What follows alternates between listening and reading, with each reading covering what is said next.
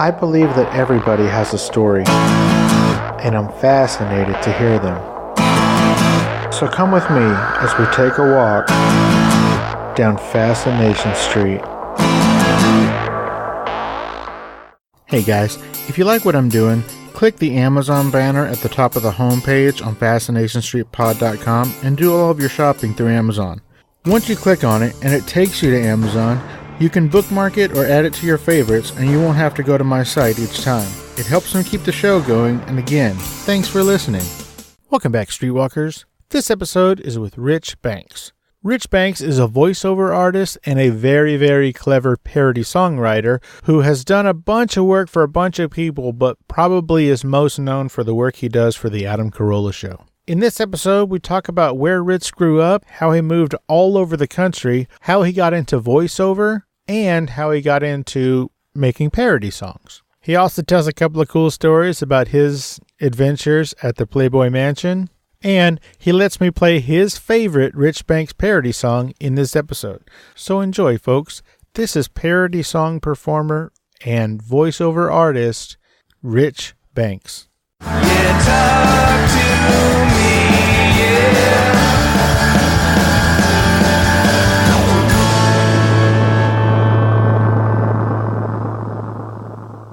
Welcome to Fascination Street Podcast, Rich Banks. How are you doing today, man? I am doing fantastic. I just did about 12 hours of voiceover. Got about 2 hours left later on, cleaning it up. So, yeah, lots of voiceover today. Tons of work. Oh, well, that's a great problem to have, right? Yeah, I just talked to my wife about that. To be honest, that's where I'm at, actually, is in my booth right now. But the other day I had a really slow day, and it was a Friday, and there was almost nothing to do. I had no music jobs; they were all finished earlier in the week, and then no voiceover to do. And I just, it was strange, you know. I was just hanging out, like trying to figure out what to do with myself, you know. And then of course Monday rolls around, and man, you know, it hits the fans. That's the way it goes. It balances out. But yeah, I had a pretty good 3 days where I didn't do much. You know, I had the weekend, so it was great. I don't get a lot of that, so. Yeah, that's pretty rare. Yeah, I mean, like you said, it's a good thing. But yeah, these days, that's kind of the way it goes. I have a lot of irons in the fire. They're all based in voiceover and music, but, you know, you need lots of sources of income in this business. In the old days, I didn't do it then, but you had an agent, and that agent would get you jobs. That would be what you got. And there's guys that do that still, that do animation, they do characters, or they just do commercial work or whatever. The higher end guys, the A+ guys. But for the most part, people that make a living doing either one of these things that I do, you've got to have multiple sources. Once in a while, one of those sources might dry up or slow down or whatever. And some days it hits the fan, like today I started early, though. At least I started about 6:30. So by 2 in the afternoon, I was probably 6 or 8 jobs deep. So, you know, you got to have multiple streams just in case, because I do have a couple people that I used to work with, publishers, and they really don't send me jobs anymore for music. So the 2 that I work with full time now, yeah, I get jobs every week. So, and sometimes it's heavy and sometimes it's just a couple things, just depending. That sounds crazy. Did you say that, like, so for today, I guess you had a bunch of different jobs? Like, I think you said you were 6 or 8 in by 2? Yeah, somewhere in the middle of the afternoon, probably 2 or 3, I was 6 or 8 jobs in. I am 10 jobs in as we speak. I have 2 more left. They're small, thankfully. So hopefully I can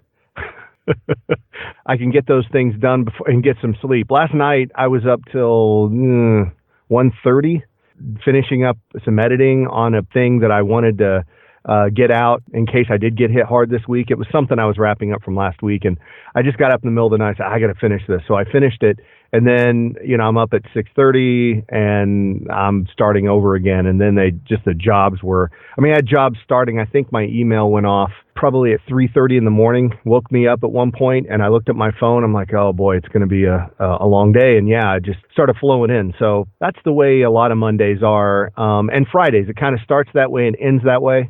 Wednesdays sometimes will peak. For some reason, Tuesday and Thursday, and this has been a theme, are kind of slow. I mean, when I say slow, like 4 or 5 things that I'm doing maybe. I don't narrate books anymore, so I don't have to worry about that. That was a huge mistake to ever get started in that industry, to be honest, to do a narration. I'm just not that guy. I have no patience for it. It's 70, 80,000, sometimes 100 and something thousand words per book.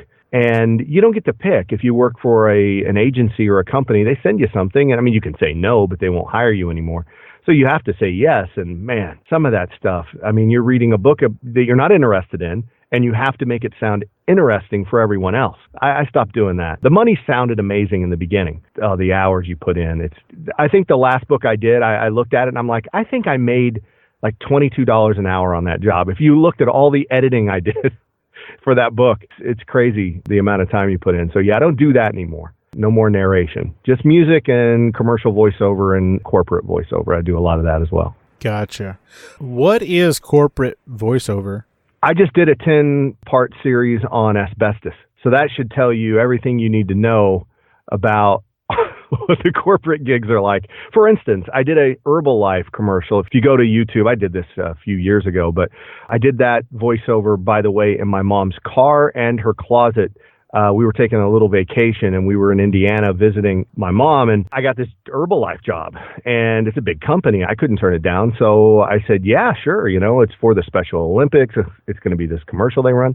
So I said, yeah, absolutely. I did a million takes for it. And it was a short script, but every word had to be perfect. And it's kind of a touching spot and everything. So it took me a long time to do that, but I had to find a quiet spot every day to do these takes. And I mean, I was literally in her car in the garage at one point with a portable setup, and then in her closet. It was horrible trying to make it work. But anyway, they called me, I don't know, a month later and said, hey, we'd like to continue to work with you. And I thought, great, these are great spots. But they sent me all corporate stuff. So it was presentations that I had to read that were 10 pages long, the kind of presentations that people have to sit through about corporate earnings and, all the boring stuff. But I will say this, ask anybody that does this for a living, even part-time, and they'll tell you that's where the money is. It's all the corporate stuff, the stuff that you'll never see, that only a handful of people, well, maybe hundreds or maybe thousands in some cases, see in an auditorium somewhere. That's where the money is. Or the explainer stuff, or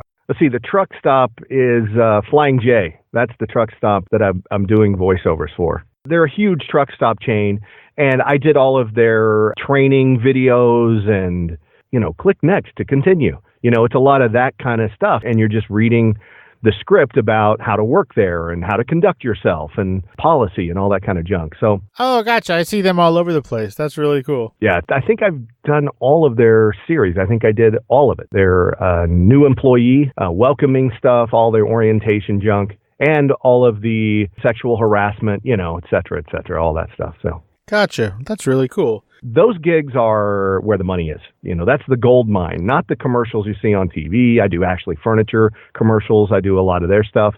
That's great, but, that's once a month because there's one commercial a month or every 2 months. The real money is the corporate stuff. That's the daily grind that you get into. In fact, that's almost all I did today. I have one on cheese. Oh, sweet. That sounds awesome. Saputo is the name of the company. That's a cheese company? Yes. Never heard of it. It's not Sargento?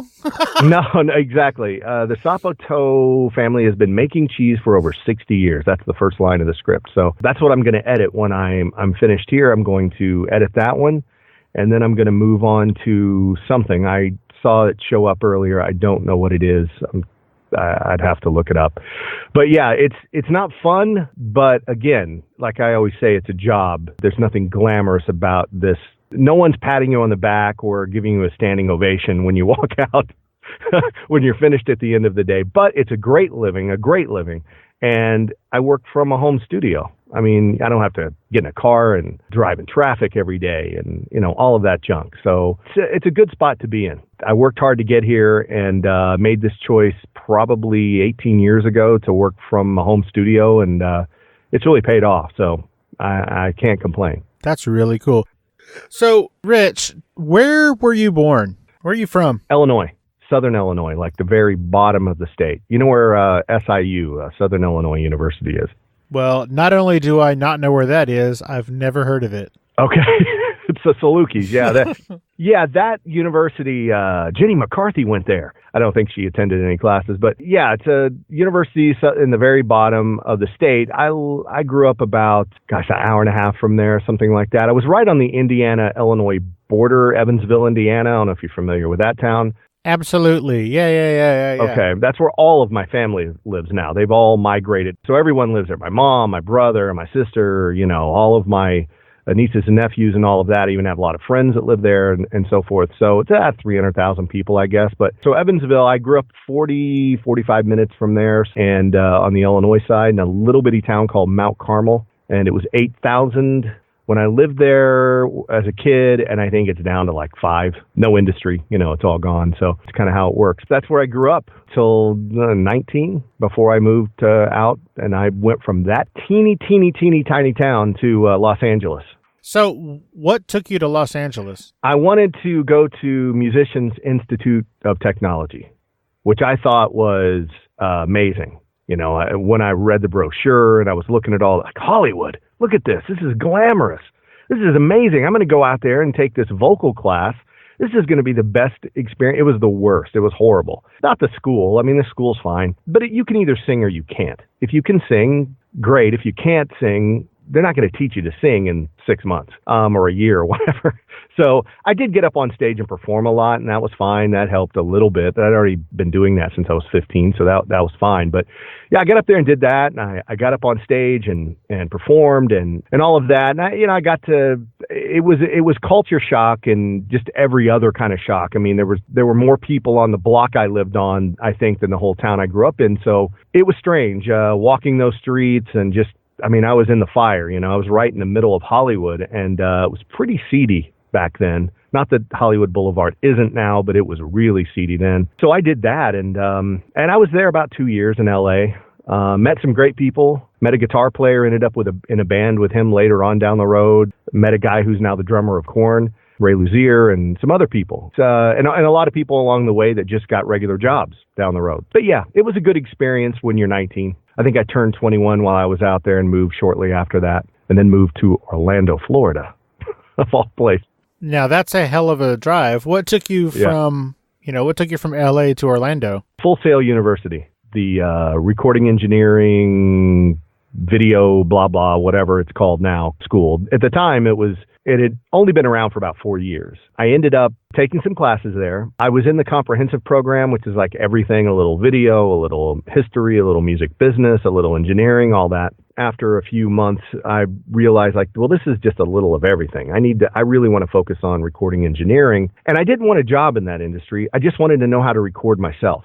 Because the goal the whole time was to have a band and record that band in my own studio. And I had this whole thing. So that's why I went there. And not that I wasn't going to work to make money doing it. I did after that. I left there and went to Nashville and worked there for 2 years. And I did vocal demos, sang on a bunch of stuff, mostly country, but some rock. And then I worked in a studio part-time and did a little bit of live engineering as well. And just that's how I made money. And then left there. Oh, it doesn't end.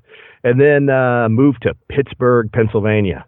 Yep, home of Dave Damashek. I was there for, right under 2 years. And that's the band I played in with the guy I met when I was 19 in L.A. And he had put a band together, really good band, best band I'd ever been in. All original music, recorded all the original music. We played tons of gigs, played lots of times every week, and just really got out there. And that was where I played full time for the first time, and my own music and all of that, and realized a year and a half in, I didn't want to do it anymore. I didn't like playing live. I wasn't scared to play. In fact, I'd lost my nerves, which I think is a bad sign. And I love the band. I like the guys. I thought the songs were good. I just realized I'm not cut out for it. Like, I didn't want to be on the road. I don't want to go out and play night after night. I don't want to chase it. I don't want to do that. So, scary time. Cut the hair off, 26 years old at that point, lost. What do I do? What kind of music was it? It was kind of like alternative rock, I guess, with a little blues influence. We really didn't fit in. Because this was at the time when this has been 95, I think. 96 was when I left. Yeah, 96 is when I left. So, you still had grunge going, but then you had a lot of other things kind of filtering in. But we didn't really fit any of those things. We didn't sound like any of that. which was good. I think, if we would have just continued and kept going, whatever sound we were creating, it takes a band a while to create a sound. And I think at some point we would have been like, all right, this is our sound. This is what we do. We know who we are. We've played shows, and based on how people react and so forth and all of that, I think that would have guided us along the way. But we all had so many different influences. But that was a good thing. So I don't know. Those two guys still make a living with music, and I think that, and I do as well. So, we're all doing it just in different ways. I'm in a home studio. The guitar player, he gives lessons. He goes on the road with bands. He plays locally. He does all kinds of stuff. Then the drummer is in a band called L1011, and they're just an instrumental group. And they have stuff in movies and television, and they play tons of shows. It's a two-piece. It's crazy. The bass player plays a double-deck guitar, and and Tim, who's the drummer, plays all kinds of stuff and electronic pads as well. It's a pretty cool, cutting-edge kind of group. But yeah, we all make a living, so it worked out for all of us. But back then it's a shock. It's like, I'm 26. This is all I ever wanted to do, and 11 years after I started this journey, it's like, I'm done. What do I do? And I really did walk around with, I didn't know what to do for like 3 years after that. And then about 29, I was living in Scottsdale, Arizona, of all places. My parents had a winter place out there, and I didn't know what to do. So I went out there and just like, I don't know. I just kind of bummed around. I worked part-time jobs. I had a guitar. I got rid of all my equipment. I didn't know what to do. I didn't play any music for about 2 years. That third year, I started messing around with it again, and I saw an ad in the back of I think it was Backstage magazine, and I don't remember if it was online. I'm thinking it was online. This has been like 99-ish. I think I saw it online, but either way, I saw this ad, and this guy in New York had a publishing company. He was looking for songs for this new series that was going to be on the Travel Channel. I believe it was Travel. No, it wasn't Travel. It was Discovery. I can't remember. It was one of those. Gosh, so long ago. Anyway, it was one of those, like 20 years ago now. And I saw that, and he was looking for rockabilly songs. And I thought, well, I only need 3 instruments to make that kind of music. And I went out and bought a few pieces of equipment and built a small studio and just cranked out like 4 or 5 songs, picked the best 3, sent them to him. He signed them a week later, called me, said, hey, these are great. You got any more stuff? What other stuff do you have? And I thought, well, that's all I've ever done, instrumental-wise. And the light bulb goes off like, hey, this could be a career. Like, everybody needs music. Television, everything. So everything has music behind it. So I just built my studio, put every penny I had into it. And it wasn't great, but I built it. I was still recording on a digital multi-track. I wasn't even recording on a computer yet in 99. By 2001 or so, I had multiple publishing deals in California. I had multiple publishing deals in New York and a few other places. And full time, just every day, just cranking out as many songs as I could and doing the edits, and all that stuff, and just submitting and just constantly doing it, making a few trips here and there. And that's what I did. And so by the time, say, 2005 rolled around, I was really, it was a full-fledged, not just a career, but like, wow, I didn't know I could make it this far and have this much going on and pull in this much revenue from this kind of stuff. And it gets addictive in a way, but yeah, so that's what I did. Still do it, just a little different, but but back then it was that was a big thing, especially network TV. It paid a ton.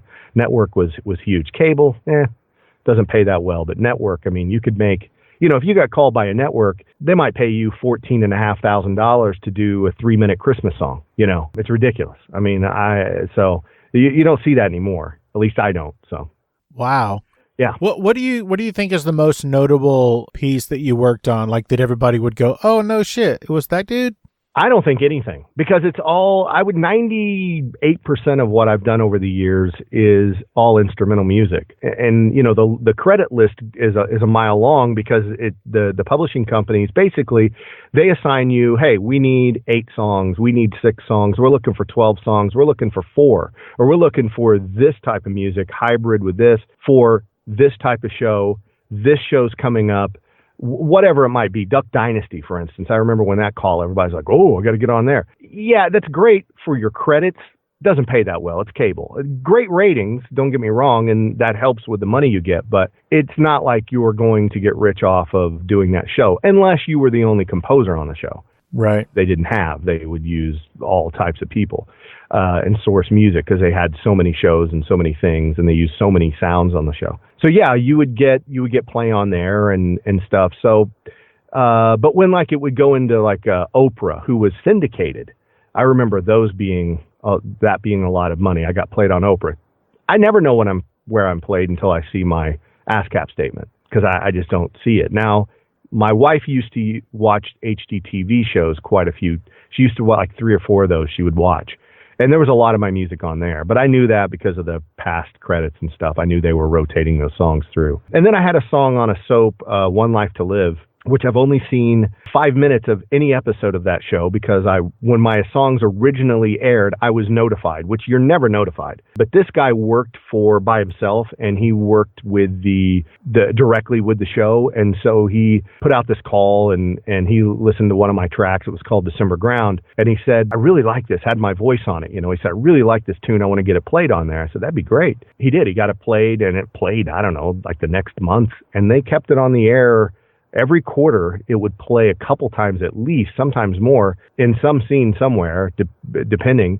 And I think for 7 years, I want to say 8, but I think it only went 7.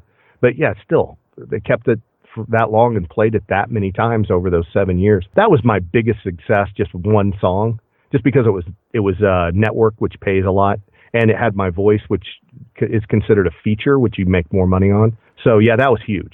I still have hundreds of songs in rotation throughout cable. 1 month I might get 20 plays. The next month I might get 100 and something plays. And you get the foreign plays, which is pennies. I mean, it's not much. I remember one of my foreign checks being like $400 for a foreign check. And it was like a scroll of plays. And you're like, oh my gosh. And then you look at the total, you're like, oh. You look at the networks you've never heard of, that they play on in some foreign market. And now YouTube's paying, and I do get a YouTube check every year from instrumental music that people are using. So there's all kinds of revenue sources with music. So in a situation like that, like the One Life to Live thing, obviously you get paid every time they play it, but is it diminishing returns like for an actor? For an actor? Well, like, okay, let's just say the movie, the Ron Howard movie, The Grinch or whatever. Mm-hmm. Every year they still get paid based on how many times that's shown or whatever. But, the check they get in 2019 isn't the same residual check that they were getting in, 2001. Oh, right. Whatever. Oh, I see what you're saying. So in the beginning when it played, no, it was consistent. In fact, it went up because every time they played my music on there, just you get that whatever the rate is, whatever the current rate is, and then multiplied by how long they play it and what the ratings were. Gotcha. Yeah, it's not the same as an actor who's in like SAG and gets residuals. Oh, okay, cool. It's a different kind of structure, yeah. Gotcha. Now, you said that sometimes the networks will play your stuff on a bunch of different shows. I'm assuming you get paid each time no matter what the show is, right? Oh, yeah. I mean, it can range from 5 seconds or 10 or 8 or whatever it is to, sometimes they'll play your songs, maybe multiple songs. The episode's 22 minutes long. You might get 11 minutes of that if you're really in heavy rotation on that show, if they use your stuff. The thing is about these shows, they mostly use the same publishing companies. So if you have a lot of songs with certain publishers, which a couple of publishers I have a lot of tracks, hundreds and hundreds of tracks at this point, and there's guys that have more than me. But they're just full-time composers. That's all they do. And they create orchestral tracks, which that's not really my strength. And those guys just crank out ridiculous amounts of music. But, that's how you have to do it to make a living. So, yeah, anytime it plays, you get paid whatever the rate. It's what show it plays on, like if it's on a cable, the amount of people that are watching, and then, multiplied by how long it played and so forth. And then what the rate happens to be at the time, which fluctuates every year. So, yeah, that's how it works.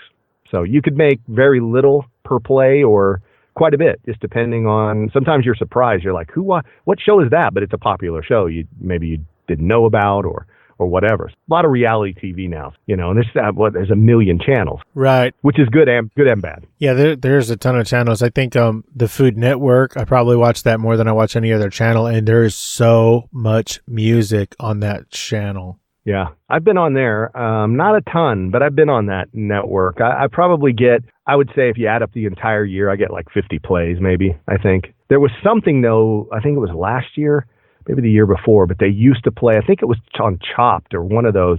they just played this one sting of mine to death. It was just a little piece of music that they cut out of another piece of music, and they played that. It was like an 8-second thing they played over and over again. What? Not a lot of money in that, but you know. The good thing about getting played on all that stuff is when you are renegotiating or talking to a publisher or someone asks what you've done, you have a list a mile long. You can give them, yeah, this is what I've done. And it looks impressive.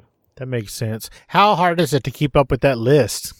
The list of credits? Yeah. Every year I add names. I just add names, and I take some off because some of the stuff, like, you know, I still have, you know, the WB network, you know, or whatever from the past. You know, I have some of that stuff on my list that who cares about that now, and there's a bunch of that kind of stuff, defunct networks and so forth, and even infomercials, and, you know, your credit list, you're always changing.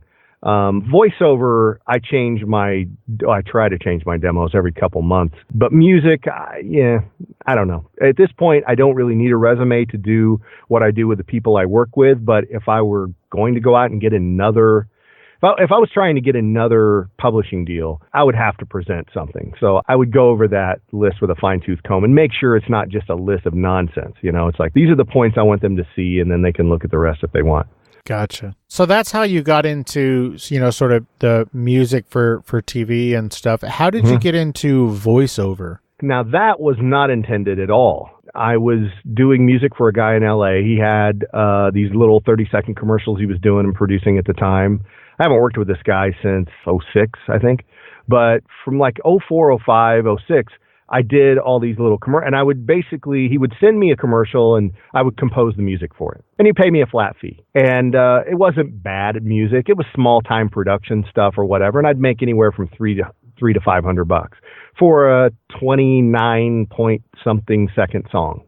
I mean, I could knock it out in a few hours. 3 hours, I could have something that we agreed upon, and that was it. And what he was doing, though, he was getting the music from me, and he would sync it up and everything, and then he would take it, and then he would hire another guy for $100 a pop to record the tagline at the end. Blah blah blah blah blah blah blah blah blah blah blah blah. That was, you know, whatever tagline it was at the end, and he would hire different people. And one day we were talking on the phone. He's like, why don't you just do the tag? He goes, how about if I gave you $50? Would you do the tag? And I'm like, I'm not a voiceover guy.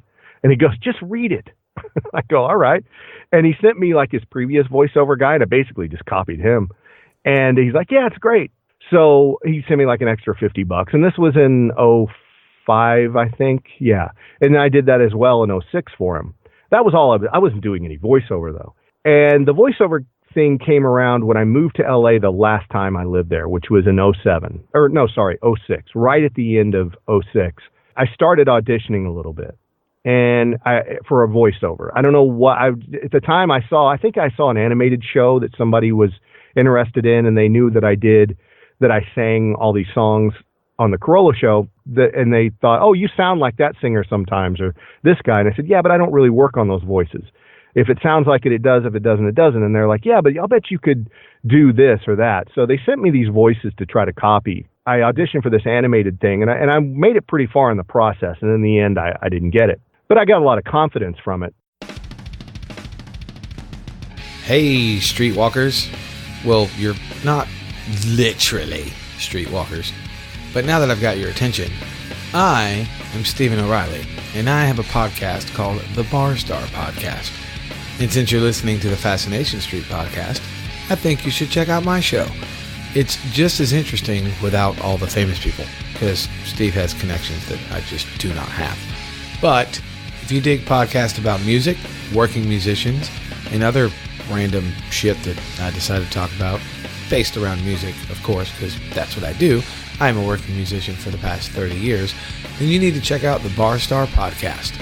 You can get it wherever you get your podcast, on any platform, and make sure you check out barstarpodcast.com.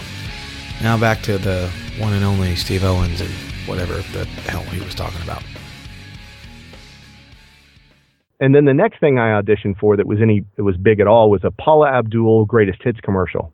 I auditioned for it, and not only did I get the job, they used my demo. And it was the easiest money I ever made. They used the demo I did, the audition, and I just got a check in the mail. I was like, wow. So now I'm like, well, I'm going to audition constantly. And I'm not even kind of kidding. I auditioned for the next 6 months. I didn't get one job because I was trying to be a voiceover guy, and I was talking like a voiceover guy you would think would approach these, or how he would approach these things. And that's not how you do voice. All of the voiceover you make money, it's all conversational. You know, if you sound like you're reading something and you're putting a voice on, no one is buying it. And I was trying way, way too hard. And then I just quit. I was like, I'm not cut out for this. I just got lucky once or twice, you know. Well, let's talk about 2006. What took you back to Los Angeles? Okay, so in LA, or moving back to LA, it was just, I knew I was 36 and I just knew that was it. Every decade older you get, that town gets harder to deal with, even if you've lived there for a long time. And if you don't live there and you have to deal with the traffic, it's just like, oh man. So I thought, this is it. This is it. And my wife and I had discussed having a child at some point before we were too old and all of this junk. So I'm like, yeah, I got to do it now. So I'd made this decision. And then during that period of time, I was listening to Howard Stern every morning, and it was a broadcast out of New York. And, it was coming out of, I lived in Phoenix, in Scottsdale, Arizona. And I would get the station there that aired Howard every day. And then at one point, I heard this announcement. It was like, Howard Stern, blah, blah, blah. And he had kind of talked about Sirius radio. He was leaving regular radio or FM to go to Sirius and all of that, satellite. And then Adam Carolla comes to KLSX mornings and blah, blah, blah, the station in LA. I was like, oh, Adam, he's funny. I mean, he's probably the only guy that could replace that gig and do a decent job or whatever. That has a chance of being successful. So I was planning on listening to the show for sure. And so when the show came around, when it started, I listened to it, and I heard Adam's show. And after about 2 days, it just hit me like, I've always wanted to do radio, get involved in radio. I always wanted to be on the radio, like be a host, talk about things, whatever. And I never did that because I was like, what am I going to talk about? You can say a lot of words, but if you're not entertaining, if you're not funny or interesting, then who cares? I just didn't know which direction to go. And, when you're 35 or 36, you're going to start a radio show. I guess you can, but you can now with a podcast. But, at the time, how do you get in radio time? And, I had a full-time gig doing what I was doing. But I was like, I've never done song parodies, but I bet I could. And I can sing a lot of different styles. And I don't know if their lyrics will be funny, but we'll see what happens. So I listened to the show for a week, and I started writing songs about different people. And it was pretty easy. They had a guy on the show named Tad, and he was kind of the flunky. That's how they played him on the show. And it was easy, oh, he's overweight and he's, whatever. So I did some songs about him, and I did a couple other things about whatever. So I wrote like 4 or 5 songs, parody songs, and recorded them. I sent them to the show. And what happened was Brian Bishop, who is now sidekick, sound effects guy, and all of that, Bald Brian, he was doing the phones. And Mike Lynch, who's the head writer and executive producer, one of them, and a writer on the show, and written Adam's books and so forth. He was on the air doing sound effects. So Brian answers the phone when I call, because I don't know where to send it. I'm like, hey, where do I send this? I don't know. So eventually the website kind of developed a little bit a few days later, like the next week, and they had an email. I was like, I'm going to send these MP3s. I sent them nothing for a week, and I guess no one looked at them. And then at some point, the executive producer, Jimmy Brusca, looked at them, and he said, these are funny. And Adam listened to them and said they're funny. And so he called me on like a Saturday or Sunday and said, hey, this is Jimmy Brusca. We're going to be playing your songs on Monday. We may call you. Okay, cool. And now, it's like, what? And so Monday rolled around, and they played like 3 of the songs, and they laughed and thought they were great. And they were calling me Rick from Vegas, because my email at the time was Ricky Vegas. So they were calling me Rick from Vegas. He's got these songs. They're funny, whatever. And Adam was doing the whole, some guy in his mom's basement making these songs, It was really funny. And I thought it was great. So anyway, that's how it started. And then eventually they called me off the air, and they were like, hey, man, what do you do? And how do you, whatever? And I told them what I did. And they're like, oh, okay, so you're a legitimate guy. I'm like, yeah. They said, well, so you're not crazy or what? I'm like, no, And they're like, all right, well, whatever you can do, this would be great. And so we worked out a little bit of a payment deal. And then every week I was cranking out songs daily. It was crazy. It was insane. So, I think the first month I did like 30 something songs. It was ridiculous. Wow. got to the point where Adam was tired of them. You could tell he's like, okay, enough of the intros. It's like intro for everything. Eventually, then the whole story about, Lynch left and went on his wedding, blah, blah, blah. And Bald Brian set in to do the sound effects. And it's like magic. It's like the guy just had this ability to call these sound effects up. And I remember them going like, wow, you're so fast. And when Lynch came back, they decided, well, you're the head writer. And Brian's doing the sound effects. So that's what they did. And Dawson and Lynch, Mike Dawson and Mike Lynch, were back in the production room. And those were my contacts, really, those two guys. And then when Lynch started writing the lyrics for the songs, they were much better. They were much funnier. And he was able to take a lot of those ideas and really bring them together and make them cohesive and write better jokes and all of that. So that was it. And I did that. And then during that time, I moved to LA again, and I was doing stuff with Dave Damashek on the air. He was the sports guy on the show. And then got to go to the Playboy Mansion 3 times. Never thought I would make it there. That's back when it was a big deal, still. How was that conversation with your wife? Hey, what are you doing? Well, later I'm gonna... She was excited, actually, for me, because, the thing is, we've been together a long time, and it's just like, if I'm going to go to the Playboy Mansion and ruin my marriage, it's like, it's like that, it's like, well, then you deserve whatever you get. Now, she didn't have a problem with it. Yeah, she didn't care. She was jealous, though, because the first year, I didn't know it, but I could have gotten a second ticket. I could have. And I didn't know that until, God, it was like, I don't know, it was a month later. And somebody was mentioning like, oh, yeah, so-and-so, whatever. And I was like, oh, man, I could have taken Ashley. I could have taken a friend, or I could have taken my wife. Could have because it's an experience that you're going to get, well, I thought at the time once, and you got to bring somebody in. I mean, you got to have a witness to this nonsense that's going on and debauchery. So anyway, yeah, so I went. It was Blotto in the Grotto, the first one. Open bar is a bad idea and all of that, but it was fun. Everyone dressed up, Halloween and all that. So that was a good time. And then I went to 2 others. The second one was kind of a promotion for The Apprentice and their launch with CBS or Infinity Radio or whatever, and Adam show. So, Trump was there and his kids and blah, blah, blah and all that stuff. And they were launching the show. And since it was a network, they wouldn't allow nudity, because the first year they had these girls, the Grotto girls, and they just come out and they're wearing robes, and then the robes come off and they're nude. And then they just get in the water. They're just swimming around while everybody's partying and whatever. They're just swimming in the water. And then, at some point, some drunk dude jumps in with them, in his pants. But it's crazy. It's such a weird place to be. But anyway, so all of that. And then the second one, there's no nudity, and it was, quote, classy. And then the third one was another Halloween party, much like the first one. Probably not as crazy, though. And then that was the last one I went to. At that point, Dave Damashek had been fired off the show. They brought Danny Bonaducci in. And Dave was a writer for Jimmy Kimmel before he did the radio show with Adam. And he went back to writing for Jimmy as a writer for his late night show. But he was doing radio on the side, and he was good at it, and he loved doing sports radio, and he was sitting in doing weekends and stuff. And he had an offer from a network in Pittsburgh, and he ended up not taking it. Good thing, because they flip formats like 6 months later, which radio stations tend to do. So that would have been a bad move. But anyway, then I think it was like Fox Radio or whatever came calling. And then, like LA works, so it's like high school. You date a good-looking girl, and then the other good-looking girls like you. That's kind of what happened. ESPN saw that they were interested, and they were like, we want to be in the Dave Damashek business.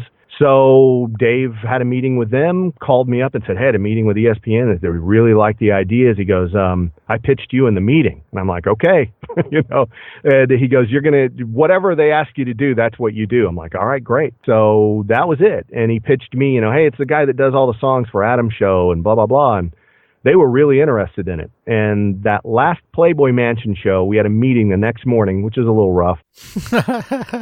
Yeah, it was a rough one. And we met with the ESPN people, and Dave and I and Mike August, the agent, and so forth. And they were like, yeah, we want to do this. So that was it.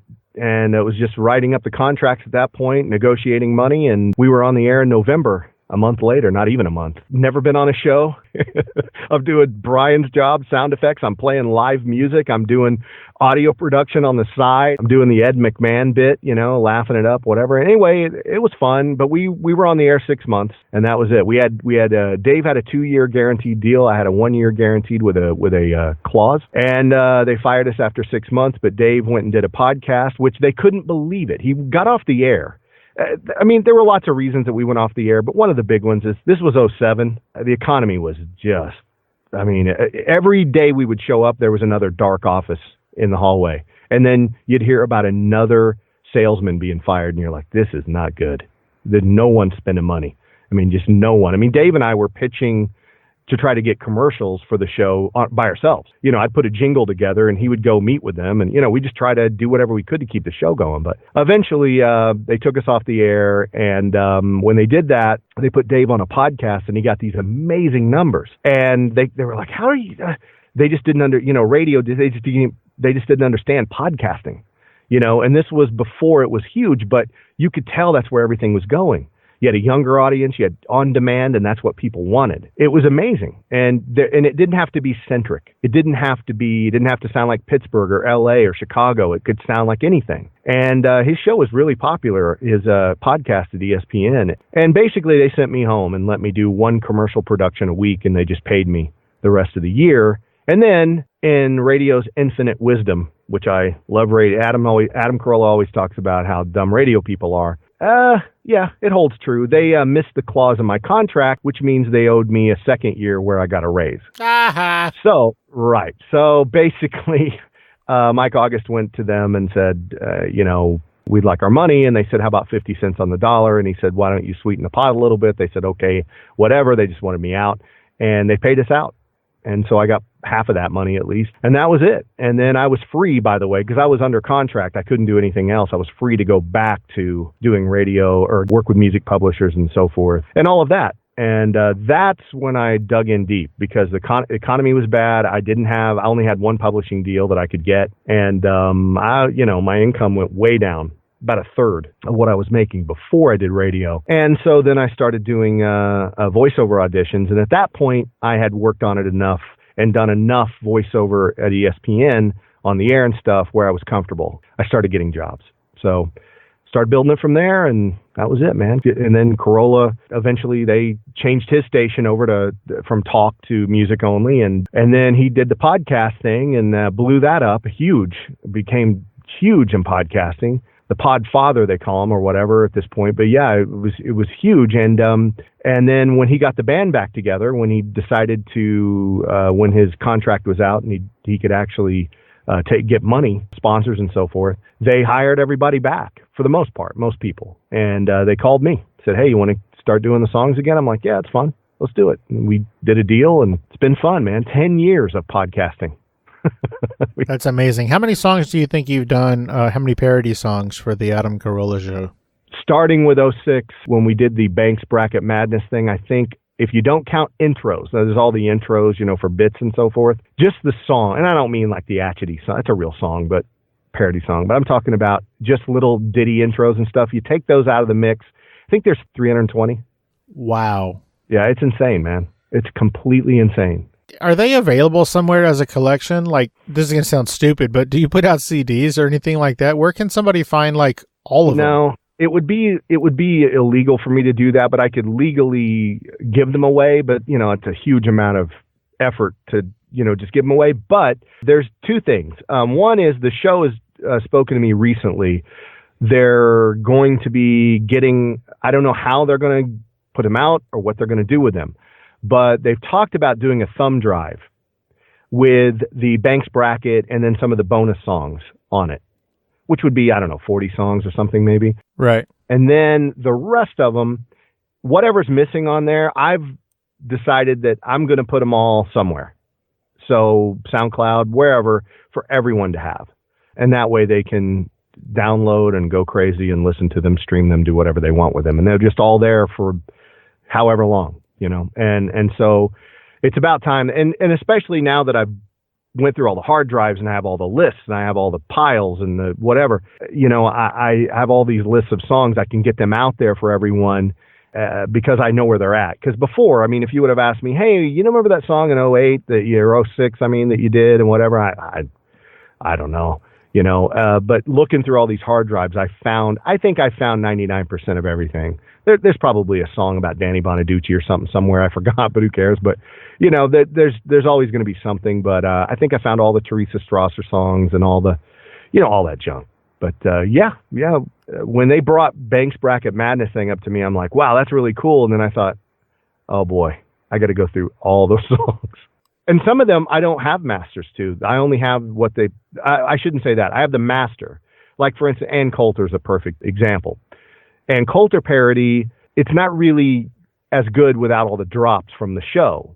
The context is within the drops. And the only version we have is the one that played on the air.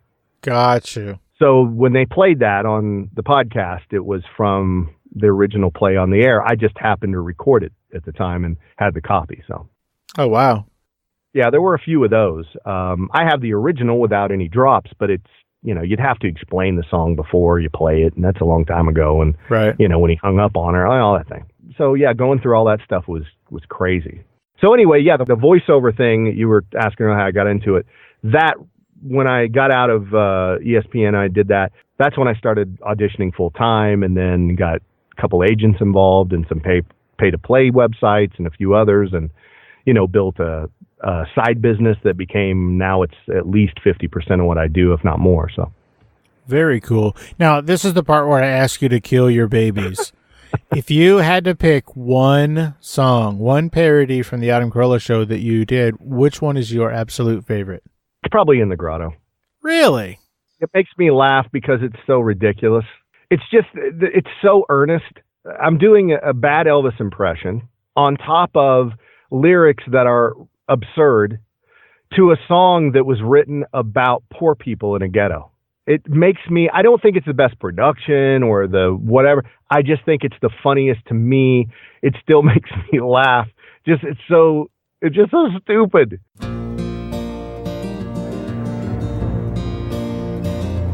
As the sperm flies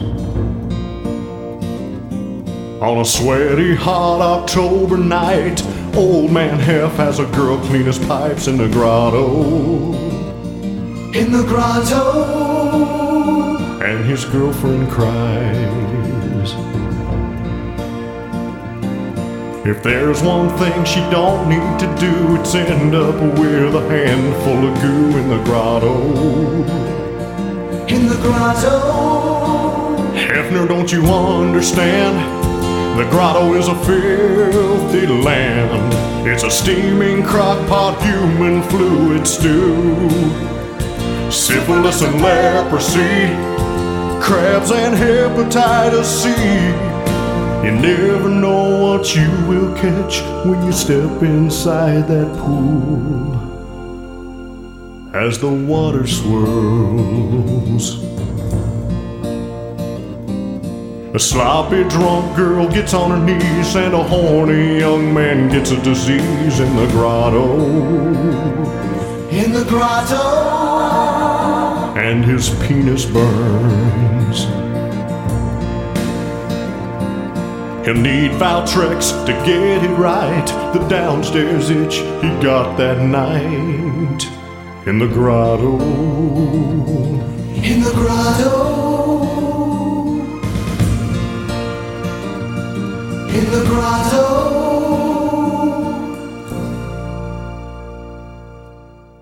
That one's great. I love that one. Even though it's not my favorite, and it's one of my least favorite actual songs that we parodied, I think 2000 Podcast was pretty great. The way Lynch put all that together, I had nothing to do with the lyrics. He wrote those, and they're fantastic. And the same thing within the Grotto.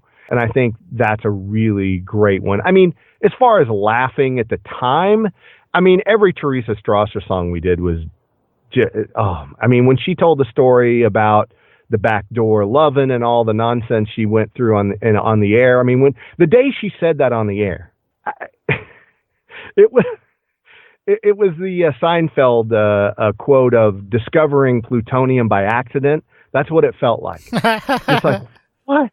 I felt like oh, I'm going to write 20 songs about this. And I did. I wrote two.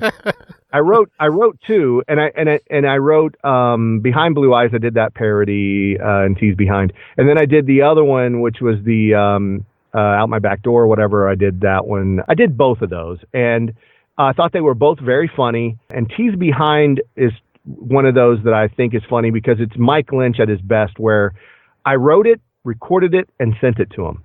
And he said, yeah, that's great. This is great. You're just missing one line. And he sent me this line, which is the end of the song, which is, and it's great when you heard it on the radio live, because now they had all their mics muted while the song plays. And then they would turn it on right at the end of the song. And then Brian would play big applause and they would all laugh and talk, oh, whatever, and then move on, right?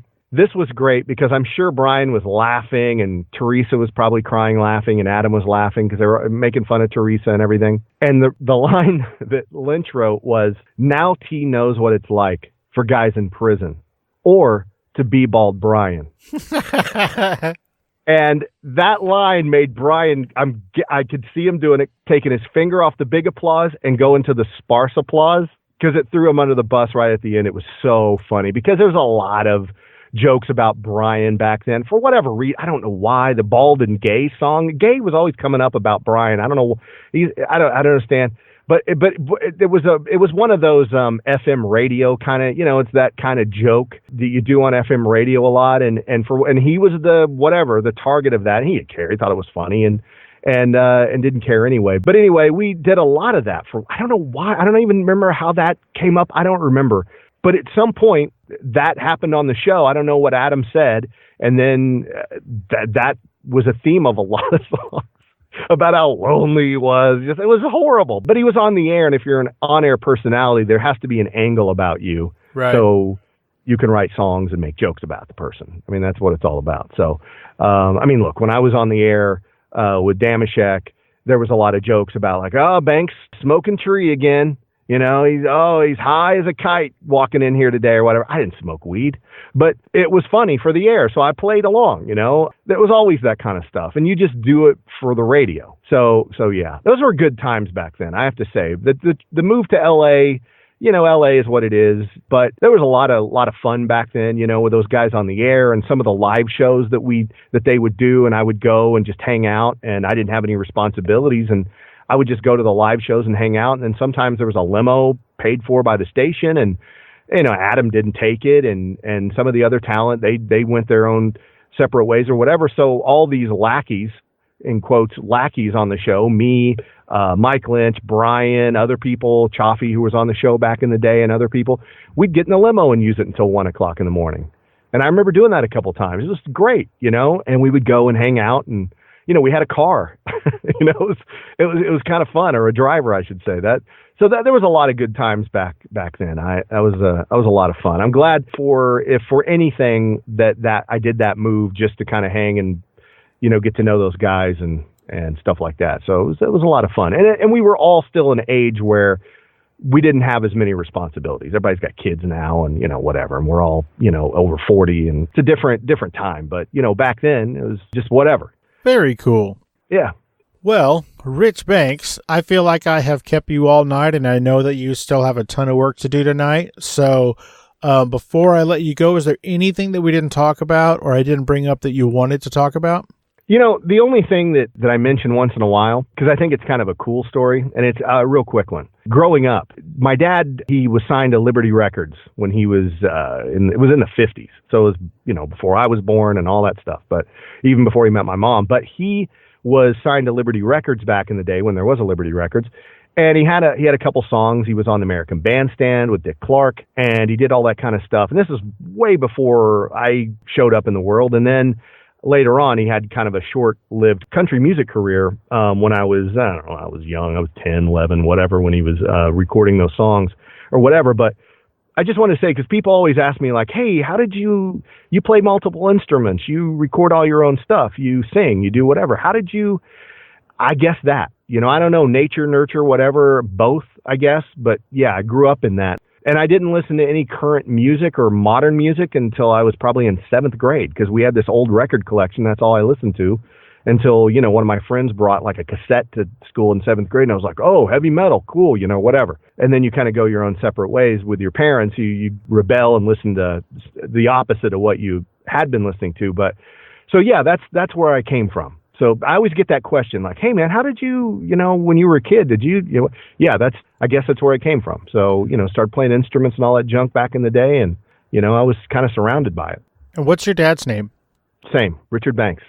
Oh, no kidding. I am the second. Yeah, if you go on YouTube and type in Dick Banks Dirty Dog and get a laugh. It's it's a 50s song. But it's kind of fun to listen to. Will do.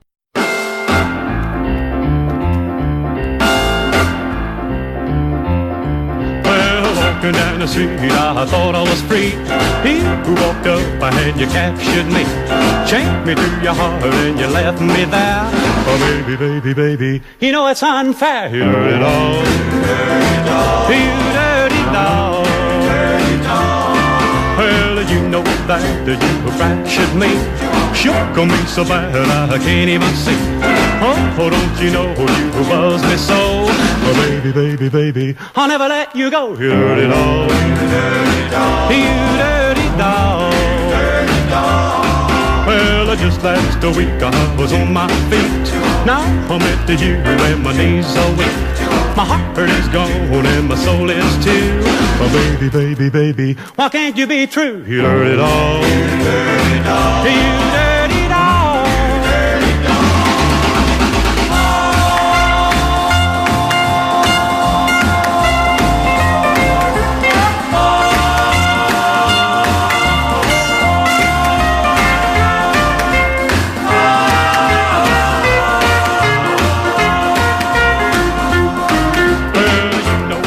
That you fractured me, shook on me so bad I can't even see.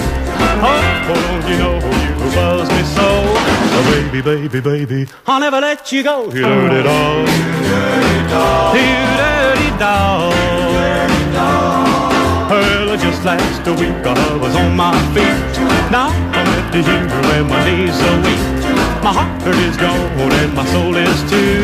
Oh, baby, baby, baby, why can't you be true? You dirty dog, you dirty dog, you dirty dog, dirty dog. Oh, you dirty dog. Oh, you dirty. Now, as we're going out, Rich, can you tell everybody where they can find you on social media and or YouTube and or a website?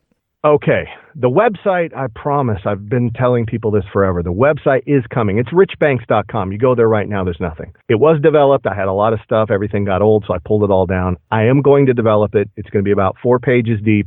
It's going to have tons of stuff. In fact, I might end up putting the SoundCloud link on there with all the songs that the Corolla Show doesn't give out. So that's coming soon, and you can find everything and anything on there, even some original music of mine and all kinds of stuff on there. Stuff that hasn't been played on the air or anything.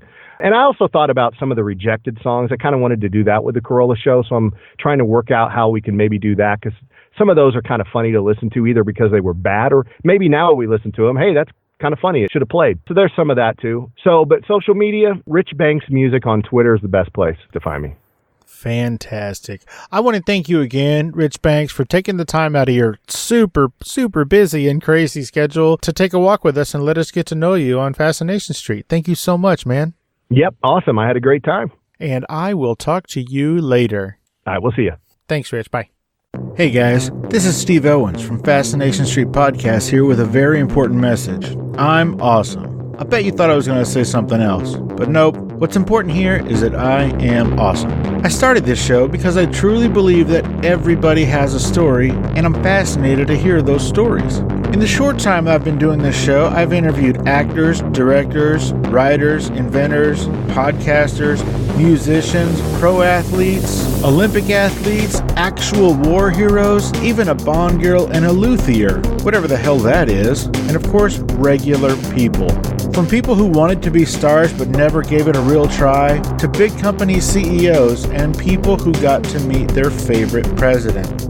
I love getting to meet and speak with people who have a story to tell. I feel like everyone does, and it's my job to get them to tell it. You never know who my next guest will be.